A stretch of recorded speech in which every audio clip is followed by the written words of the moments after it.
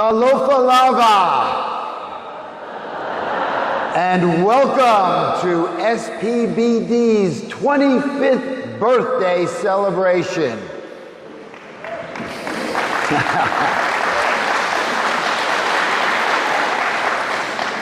Before I get started, I would especially like to thank the Reverend Latu for your wonderful opening prayer and remarks. They were truly uplifting. I'd also like to thank our chief guest today, a former New Zealand parliamentarian and minister in the government of New Zealand, and a good friend and a dedicated, great supporter and advocate for the work that we do here at SPBD, John Boscawen. Thank you very much, John. I'd like to thank members of the diplomatic community and all of our esteemed guests. Ladies and gentlemen, thank you so much for joining us. It is an immense pleasure for me to look out at this group of SPBD-backed women micro-entrepreneurs. You are beautiful. As all of our hardworking, dedicated members know, SPBD is a special organization with a deep commitment to our mission. Our mission is to directly empower women to help them start and grow small income generating businesses so that they can rise up and chase after their dreams and achieve their greatest ambitions. We do this by providing our members with small business training, unsecured credit, and ongoing guidance and motivation to help them start and grow their small businesses. Once our ladies have their businesses up and running, we will also provide them financing for housing improvements and financing for childhood education to ensure that all of their children grow up in a healthy environment and have a complete education. Unlike other financial institutions where you need to come to the bank and wait in a long queue and be intimidated, we engage with our members through weekly one-hour meetings in their villages very close to their homes. SPBD also provides all of our members with basic savings and insurance products. The savings products help our clients build their assets. The insurance products help our clients in the event of a family disaster. It provides security. We also provide our clients with heaps of small business training and ongoing guidance, motivation, and hand-holding. And so, by SPBD pooling together for our members a small business venture, a simplified financial education, a personal financial diary,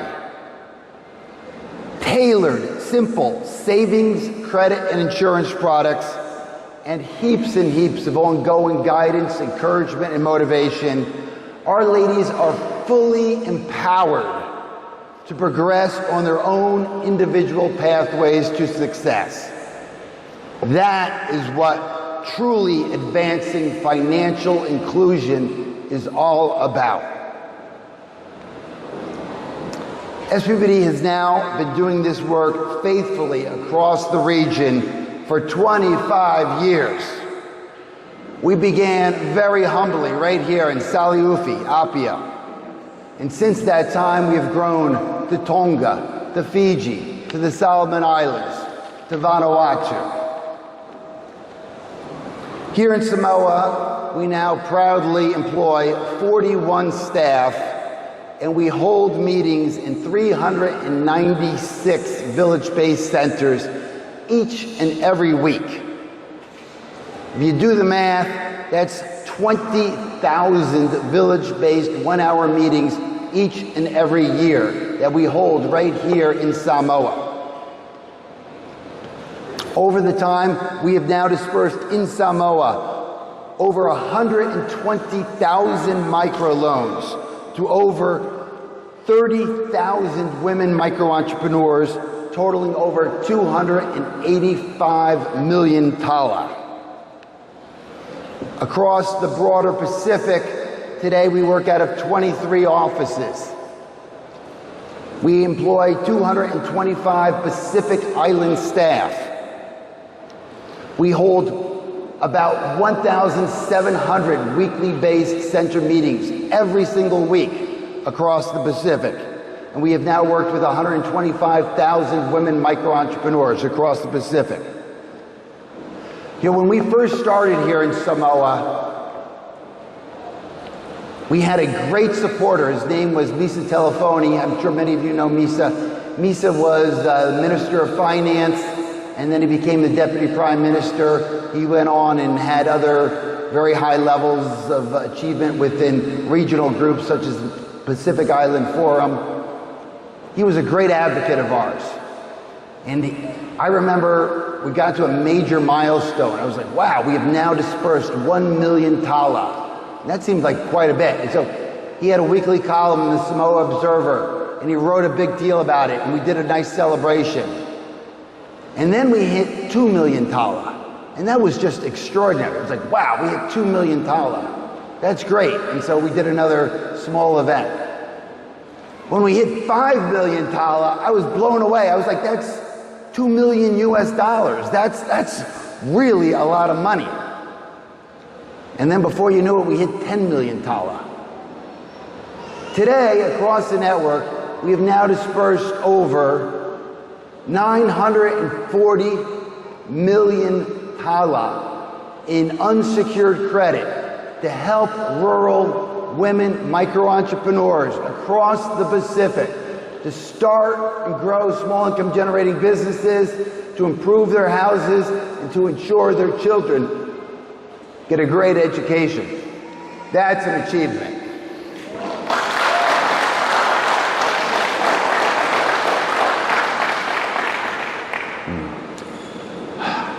As some people know me, I like to read.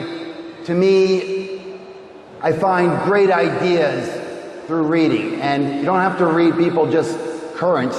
You can get great ideas from great thinkers from long ago. And I did, and it's what really spurred me on to where we are today. There are Greek philosophers. Plato was very important to me. Shakespeare. Those two sort of helped unglue me from where I was. I started thinking bigger thoughts. A guy named Henry David Thoreau, a great American author, also helped unglue my pathway and gave me the self-confidence to pursue my own path. And then a great Bangladeshi economist, Muhammad Yunus, who I later got to know personally and became a good mentor, is the one who gave me the idea for starting SPBD and to follow this microfinance journey. And so I'd like to share with each of you also some thoughts from some great people throughout history, with the idea that some of these thoughts might help inspire you to your own great success. So the first thought comes from Michelangelo. Michelangelo was an extraordinary sculptor, painter, architect, and poet of the Italian Renaissance. He was certainly one of the most accomplished men ever. And he said, the greatest danger for most of us is not that our aim is too high and we miss it, but that it is too low and we reach it. Let me repeat that. The greatest danger for most of us is not that our aim is too high and we miss it, but that it is too low and we reach it. And so, ladies, I encourage you to be ambitious. Don't be afraid to dream big dreams and to make grand plans for your business, for yourself, and for your family. If you set your sights and your ambitions too low, then you will never know what might have been. My second thought comes from an American author and self-help advisor named Robert Collier. He said that success is the sum of small efforts repeated day in and day out. Success is the sum of small efforts repeated day in and day out. And so, ladies, I encourage you to move forward one step towards your goals each and every day. Have tenacity. Running a business, any sort of business, is not easy. Regardless of how smart you are, regardless of how smart you are, regardless of how hard you try, you are going to run into problems. Adversity is part of life. We have to accept that. Adversity is part of life.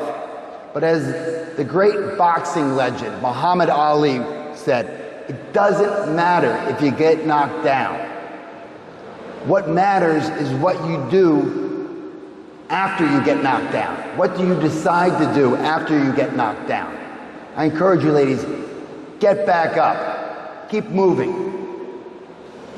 You may not achieve everything that you set out to do, and that's okay. There will be many obstacles along the way. A tenacious person will persevere and find new ways around the obstacles. A tenacious person will not be afraid of failure. She will embrace the risk and keep moving forward, secure in the knowledge that she has the stamina and the wits to succeed in the long run. My third lesson comes from Stephen Tyndall. Stephen is a New Zealand entrepreneur, a huge business success. He is the founder of the Warehouse Group. He says that regardless of your line of business, it is an imperative to know the wants and the needs of your customers. Ultimately, your business is only as successful as the demand for your services by your customers. And so, ladies, I encourage you, take the time and the energy to understand how you can continually make your customers more interested in being your customers. Give to each of them great products, friendly, warm service. Be pleasant, win their hearts and win their minds. And in the end, your business will thrive. My fourth and final thought to share with you comes from an ancient Greek philosopher named Cicero. Cicero said, "Gratitude is not only the greatest of virtues, but also the parent of all others." And so, ladies, to lead a good, virtuous life, we first must be grateful. Be grateful for the countless blessings, small and large, that we see and experience each and every day. That is what is at the core of leading a happy and good life. And so I encourage you to be grateful and to let that gratitude shine through so that you are truly decent and caring human beings. Our economic pursuits are important, but in the end, the real measure of a person is how we treat one another. And so always, please remember to carry yourselves with dignity and to show respect to others, regardless of their economic station in life. Before I wrap up, I want to say one last story. In early 2003, about 3 years into SPBD, about March 2003, I was sitting in my office in Saliufi. We had started out with a small team of 6 Samoans, a Peace Corps volunteer, and myself, 8 of us, and we had grown to about 20 people. We were doing quite well. And we were hoping to get financing from AusAid, the Australian government. And their representative came to my office and we were having a conversation. And she said to me, "Greg, this is amazing what you have accomplished. You know, we've been tracking you, and it's extraordinary that you, in fact, can give unsecured financing to Samoan women to help them start businesses, and that they successfully do so and that they repay you back. This is really, truly exceptional. Except we're still not going to finance you because we know your family is already back in New Zealand and that you're already spending half your time back in New Zealand, and that the moment you leave, this whole thing is going to collapse." And she may have been right. And so I thought, gee whiz, we really need to build a stronger foundation so that this dream, which has become a nice little organization here in Samoa, can continue on, and so it can thrive. And so we have built all sorts of processes, and we've built a strong government team, governance, and we've built a really strong team. And my thought is, I want to thank my team. The team we have, especially, we have an incredible team, 225 people, but my leadership team of 9 underneath me is why I can sleep at night, and why my life is easy, and why this dream will not end at 25 years. It will go on to 50 years. It will go on to more countries, and we will become bigger, even in Samoa, and we will help more families, and we will be even more impactful. And so I want to thank my team. At the head office, I want to thank Polly. I want to thank Sandeep. I want to thank Casey, Reshma. In each of our 5 countries, we have general managers who run those operations with such dedication. Paula here in Samoa, Fine in Tonga, Rico in Fiji, Raymond in the Solomon Islands, in Isella, in Vanuatu. You guys do amazing work. I am so grateful for your leadership and your support.